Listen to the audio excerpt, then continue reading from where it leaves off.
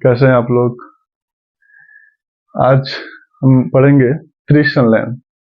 UP board में त्रिसंलयन बार बार पूछा गया है और काफी इम्पोर्टेंट टॉपिक है ये। त्रिसंलयन क्या होता है तो हम देखेंगे कि एक अंडाशय के अंदर जो बीजांड है, एक बीजांड के वर्णन कर रहा हूँ उसको लेके। तो एक बीजांड में जब नरयुग्मक आता है, जो दो हो जाते हैं, विभाजन के पश्चात दो नरयुग्मक बनते हैं, तो एक नरयुग्मक निषेचन की क्रिया के समय अंडकोशिका से संलयित होता है, ये अंडकोशिका है, और दूसरा नरयुग्मक द्वितीयक केंद्रक से संलयित होता है। तो अब परिभाषा जो लिखेंगे इसका, तो क्या लिखा जाएगा कि निषेचन की क्रिया में, निषेचन के क्रिया में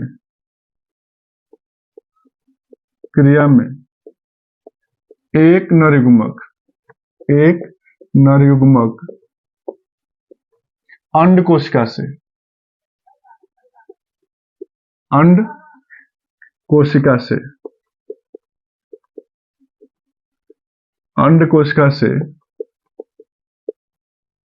संलयित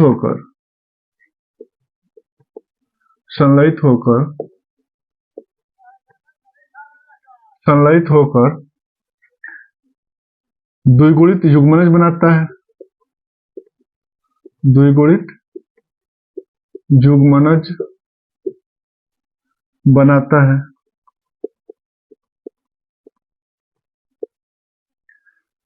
और दूसरा नरयुग्मक द्वितीयक केंद्रक से, और दूसरा नरयुग्मक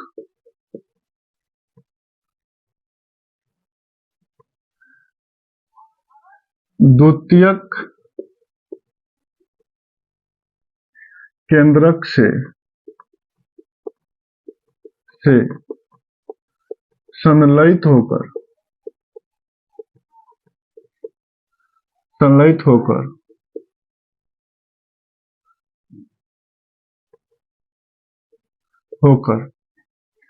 त्रिगुणित केंद्रक का निर्माण करता है।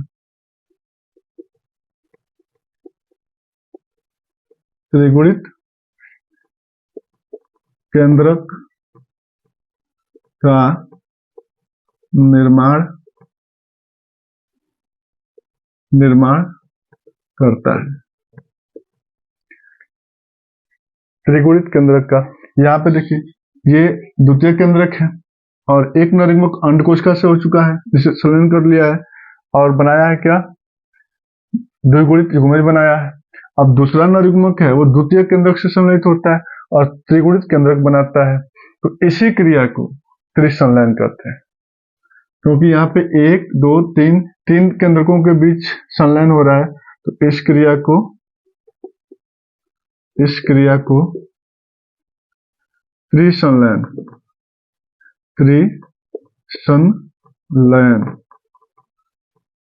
कहते हैं। त्रिसंलयन कहते हैं।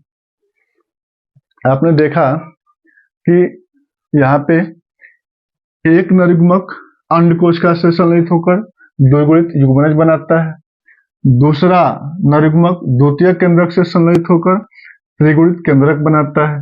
तो त्रिगुणित केंद्रक बनने की जो प्रक्रिया है, उसी प्रक्रिया को त्रिसंलयन कहते हैं। और ये कैसा होता है, त्रिगुणित का मतलब 3n, त्रिगुणित का मतलब होता है 3n, ये त्रिगुणित होता है। जो त्रिसंवेकन या त्रिसंलयन होता है वो कैसा होता है, त्रिगुणित होता है। उसमें कितने केंद्रक होते हैं, 3 केंद्रक होते हैं, 1 2 और 3 केंद्रक होते हैं। तो अब इसके बाद जो अगला टॉपिक आता है वो है भ्रूणपोष, कि भ्रूणपोष क्या होता है।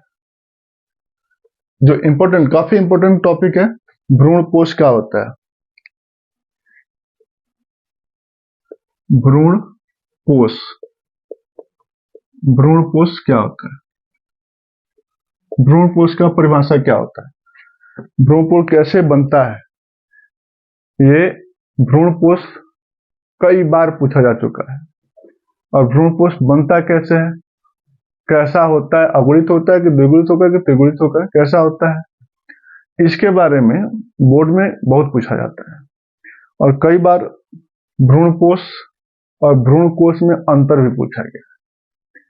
तो भ्रूणपोष देखते हैं।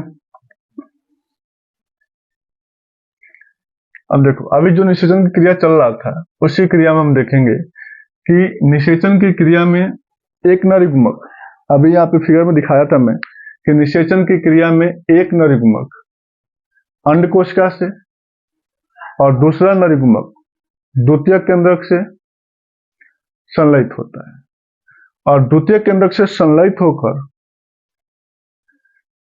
प्राथमिक भ्रूणपोष केंद्रक बनाता है, जो वृद्धि और विकास करके भ्रूणपोष का निर्माण करता है। अब भ्रूणपोष किस काम में आता है, भ्रूणपोष का कार्य क्या है? तो भ्रूणपोष बंद रहे बीजों को पोषण प्रदान करता है, बंद रहे बीजों को पोषण प्रदान करता है। तो हम परिभाषा क्या होगा, परिभाषा लिखेंगे कि एक नर युग्मक निषेचन की क्रिया में, निषेचन की क्रिया में एक नर युग्मक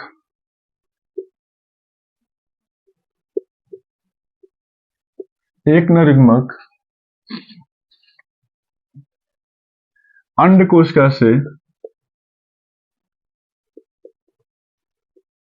से तथा दूसरा नर युग्मक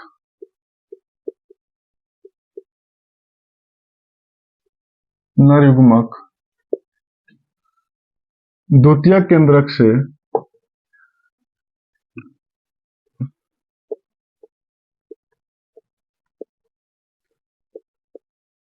संलयित होकर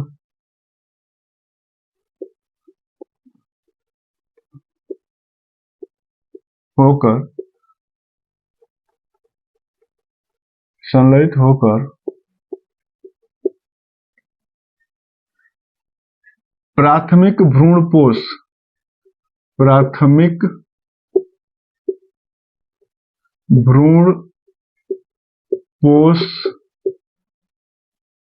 केंद्रक बनाता है,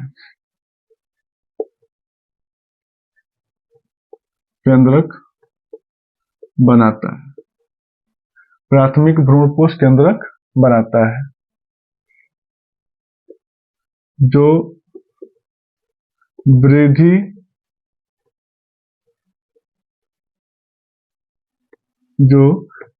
व विकास करके भ्रूणपोष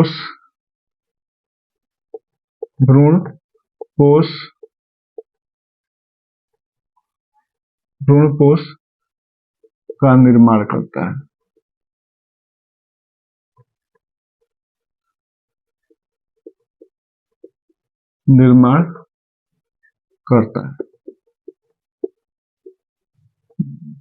भ्रूणपोष का निर्माण करता है। निषेचन की क्रिया में एक नर युग्मक अंडकोशिका से संलयित होता है, तो वो युग्मनज बना लेता है। दूसरा नर युग्मक द्वितीय केंद्रक से संलयित होता है, जो अभी फिगर में दिखाया था, द्वितीय नर युग्मक से संलयित करता है दूसरा द्वितीय केंद्रक से संलयित होकर प्राथमिक भ्रूणपोष केंद्रक बनाता है, जो वृद्धि और विकास करके भ्रूणपोष का निर्माण करता है। तो इस तरह से आज आपका त्रिसंलयन और भ्रूणपोष दोनों कंप्लीट हो गया।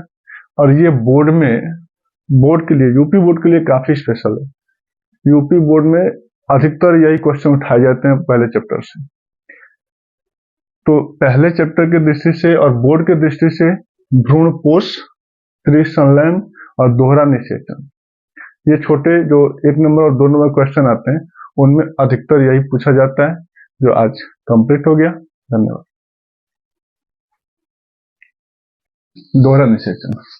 दोहरा निषेचन क्या है? अब देखिए, दोहरा निषेचन का परिभाषा देखिए क्या होता है। देखो, अब एक नर युग्मक अंडकोशिका से मिल गया और दूसरा नर युग्मक चला गया कहाँ पे, द्वितीय केंद्रक के पास, और द्वितीय केंद्रक से संलयित होकर बना लिया त्रिसंलयन। त्रिसंलयन 3n होता है, त्रिगुणित होता है। मतलब कि जब परिभाषा क्या होगा कि जब एक ही बीजांड के अंदर एक नरयुग्मक द्वितीय केंद्रक से और एक अंड कोशिका से संलयित होता है, मतलब कि 2 बार निषेचन होता है। तो जब एक ही बीजांड के अंदर 2 बार निषेचन होता है तो उसे दोहरा निषेचन कहते हैं। परिभाषा लिखेंगे कि जब एक ही बीजांड के अंदर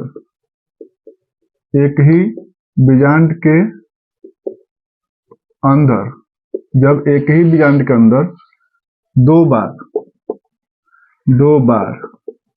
मतलब 2 बार कॉमा एक बार अंड कोशिका से, एक बार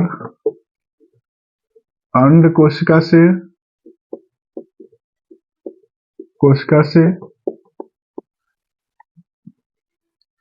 व दूसरी बार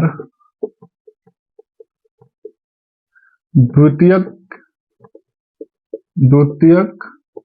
केंद्रक से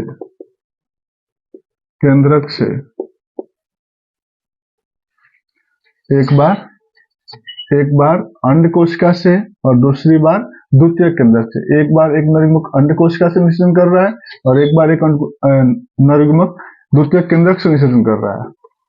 तो एक बार अंड कोशिका से और दूसरी बार द्वितीय केंद्रक से निषेचन होता है तो इस क्रिया को द्विनिषेचन